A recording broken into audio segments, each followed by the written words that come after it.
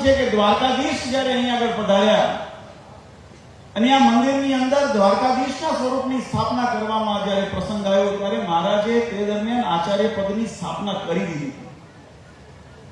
આ મહિમા એટલા માટે કહું છું, ભગવાને માત્ર કીધું છે એમ નથી, પણ મહારાજે જે પરિપાટી પોતે નિર્માણ કરી એની મર્યાદાઓ પોતે પણ એનું અનુકરણ કરીને એ મર્યાદા આપણને શીખવાડી છે.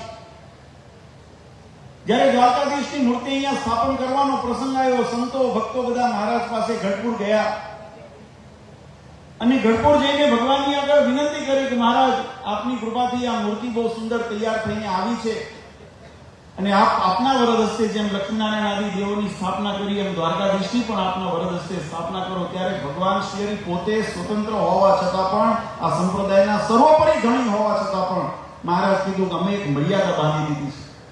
અને મર્યાદા શું છે કે હવેથી અમે અમારી ધર્મધુરાની જવાબદારી આ રઘુવીરજી મહારાજે, અયોધ્યા પ્રસાદજી મહારાજને સોંપી છે. માટે તમારે જો પ્રતિષ્ઠા કરવી હોય, અધિકાર અમે એમને આપ્યો છે. સ્વયં ભગવાન નારાયણ પોતે સાક્ષાત હોવા છતાં એમને કોણ ના પાડે? ઘણા એમ કહેતા હોય કે આમાં તો કેવું છે, વ્યવહાર રીતિની અંદર તફાવતો થાય, પરિવર્તન થાય. એક જણ હમણાં મને કોઈએ મોકલ્યો કે પહેલા તો લખ્યું કે નામ ધર્માદો છે કે આજ્ઞા પાલન કરવા માટે મહારાષ્ટ્રની આજ્ઞાપત્ર મોડછાપ લઈને તમારે ત્યાં ગામડે હરિભક્તો આવતા હતા. એ વખતે તે રિવાજ હતો ને હવે એ રિવાજ બદલાઈ ગયો છે. પણ મૂર્ખાઓને ખબર નથી કે રિવાજ કોણે કર્યો હતો. એ રિવાજ કોણે કર્યો હતો? એ પરબ્રહ્મ પુરુષોત્તમ નારાયણે રિવાજ કર્યો હતો. એ રિવાજ બદલવાનો કાળા માતાના માનવીની હેસિયતે નથી, ઓકાતે નથી, તાકાતે નથી અને અધિકાર પણ નથી. એનો અધિકાર પણ નથી. અને જો કરે તો મહારાજે શિક્ષાપત્રીની અંદર સ્પષ્ટપણે કીધું, તાન ઉલ્લંઘ્યાને વર્તનતે હેતુ સ્વૈર કુબુદ્ધિ વાળો છે. તૈયા મૂત્ર ચ મહલ બંતે કષ્ટમેવી. મહારાજ પાસે સંતો પાર્ષદો ભક્તો ગયા અને મહારાજે વિનંતી કરી કે મહારાજ કે અમે અમારા સ્થાને આચાર્યની સ્થાપના કરી છે, માટે તમે આચાર્ય મહારાજની પાસે પ્રતિષ્ઠા કરાવો. આ મર્યાદા સ્વયં ભગવાન સ્વામિનારાયણે પોતાના આચરણ દ્વારા આપણને ઉપદેશ કરેલો છે. એનાથી વિશેષ રઘુવીરજી મહારાજ, અયોધ્યા પ્રસાદજી મહારાજ બંને અહીંયા ઉપસ્થિત હતા. હરિલામૃત આદિ ગ્રંથોની અંદર આ પ્રસંગને ખૂબ વિસ્તારથી વર્ણન કર્યો છે. કોઈ વખત સમય લઈને સાંભળજો. ત્યારે અયોધ્યા પ્રસાદજી મહારાજ મોટા હતા, વડીલ હતા. એટલે રઘુવીરજી મહારાજે વિવેક માટે વિનંતી કરી કે બાપ મહારાજ શ્રી શ્રીજી મહારાજની આજ્ઞા તો છે કે આચાર્ય મહારાજ શ્રી હવે પ્રતિષ્ઠા કરે, અધિકૃત છે, તો આપ પણ આચાર્ય છો અને આપ આવીને જો પ્રતિષ્ઠા કરો તો અમારા મંદિરની અંદર ખૂબ એની દેવદેવની શોભા વધે અને સત્સંગને ખૂબ રાજી થાય. અમારા દાદા અયોધ્યા પ્રસાદજી મહારાજે કીધું કે વાત તમારી સાચી, અમે આચાર્ય છીએ, પણ મહારાજની આજ્ઞા ફરી આપણને ત્યાં આડી આવે. મહારાજ કે તમે ઉત્તર વિભાગના આચાર્ય છો ને અહીંયા રઘુવીરજી મહારાજ તમે દક્ષિણ વિભાગના આચાર્ય છો, માટે જો અહીંયા પ્રતિષ્ઠા કરવી હોય તો દક્ષિણ દેશના આચાર્ય હસ્તે જ થાય. આપણે ઘણી વખત એમ કહીએ છીએ, પ્રતિષ્ઠા કરવી હોય, શિક્ષાપત્રીમાં મહારાજે કીધું આચાર્યના દત્તવ્યમ યશ્ચ તેન પ્રતિષ્ઠિતમ. જે અમારા આચાર્ય મહારાજ દ્વારા અગ્નિ પ્રતિષ્ઠિત કરેલી આપેલી મૂર્તિ હોય એ જ સેવા પૂજવા યોગ્ય છે, ધ્યાન કરવા યોગ્ય છે. અન્યથા ભગવાનનું સ્વરૂપ છે, કદાચ આપણે તિરસ્કાર ન કરીએ પણ વંદન કેવળ કરવાની અંદર ભટકતો જીવાત્મા આ અનેક પ્રકારની વિટમણાઓથી ઘેરાયેલો જીવાત્મા જ્યારે સંસારના ત્રાહિમામ જે એનાથી પોકારીને જ્યારે પોતાના રક્ષણને ઈચ્છે, એના હૃદયની અંદર મુમુક્ષુતાનું અંકુર જાગે. શ્રીમદ સત્સંગી જીવન એમ કહે છે કે એવો જીવાત્મા એ આચાર્યને શરણે આવે અને આચાર્ય એને પહેલા અભયદાન આપે કે તમે બીસોમાં, તમે ભગવાનના શરણે આવ્યો છે અને તમે ભગવાનની આજ્ઞાને સ્વીકારી શરણાગતિ સ્વીકારો. કાળ માયા પાપ કર્મ યમદૂત ભયાદમ શ્રી કૃષ્ણદેવ શરણમ પ્રપન્નોસ્મિ સપાતુમામ. તમે ભગવાનના શરણે આવી અને તમે નિર્ભય થાવ, આવો આશીર્વાદ એ મહારાજશ્રી થકી પ્રાપ્ત થાય છે.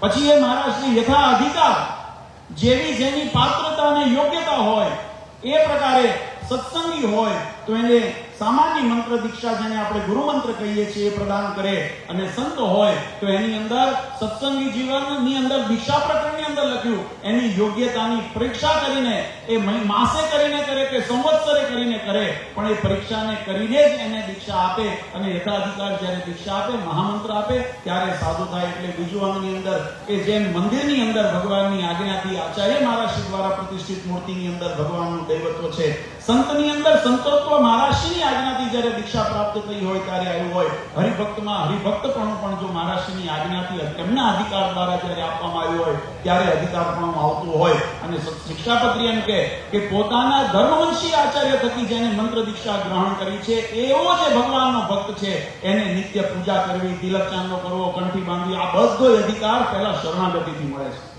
આ ભગવાન સ્વામિનારાયણનો પ્રથમ પોતાનો આદેશ છે. એનાથી વિશેષ વાલા ભક્તો, આ તો મહારાજના વખતની વાત કરી, પણ એ પરંપરાની અંદર અમારી કડીઓ જોડાયેલી છે, એટલે ગુણની અંદર એ વારસો મળ્યો છે. 1984 ની અંદર જ્યારે પરમ પૂજ્ય મહારાજશ્રીનો પટ્ટાભિષેક થયો, મારી નાની અવસ્થા કદાચ બધાએ વિડીયોની અંદર જોયા હશે, રમવાની અવસ્થાની અંદર, પણ એના એ પ્રસંગનો હું સાક્ષી છું, એ મારા માટે ગૌરવની વાત છે.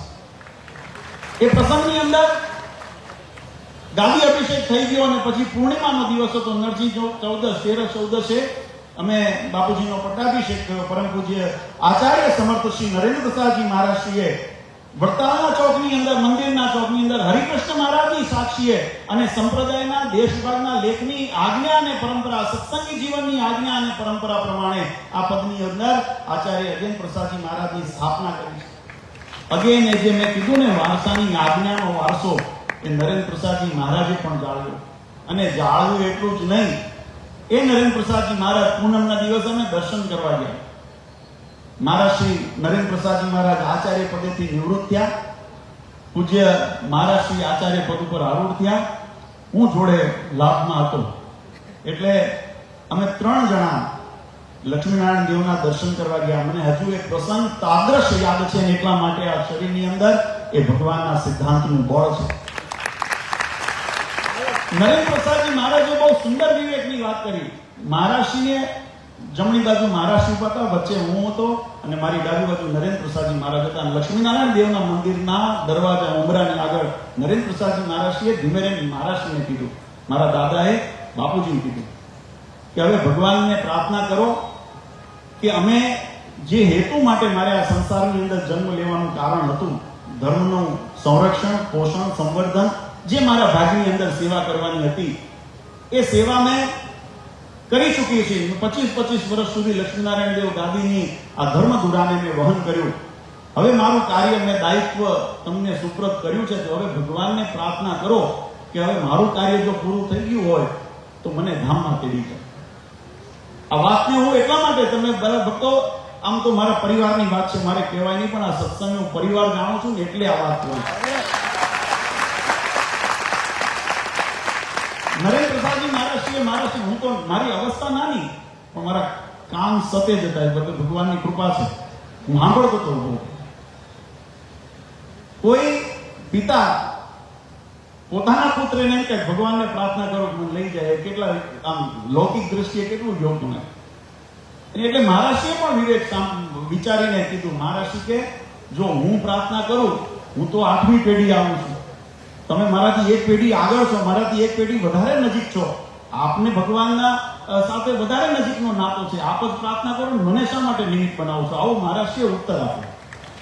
ત્યારે નરેન્દ્ર પ્રસાદજી મહારાજે કીધું કે જ્યાં સુધી હું આ પદ ઉપર હતો ત્યાં સુધી મારું ને ભગવાનનું સીધું જોડાણ હતું, હવે જોડાણ તમારું છે, અને જે તમારા વચનની અંદર વિશ્વાસ, આ સ્વામિનારાયણ ભગવાન જે બોલે છે ને, આ હરિકૃષ્ણ મારા લક્ષ્મીનારાયણ દેવ જે બોલશે એ તમારા માધ્યમે કરીને બોલશે, ને આ મેં મારા હગા કાને સાંભળીને આ લોહીની અંદર, આ ગોળની અંદર એને રેડી દીધું છે. એટલા માટે એની આજ્ઞાનું ઉલ્લંઘન ક્યારે ન થાય.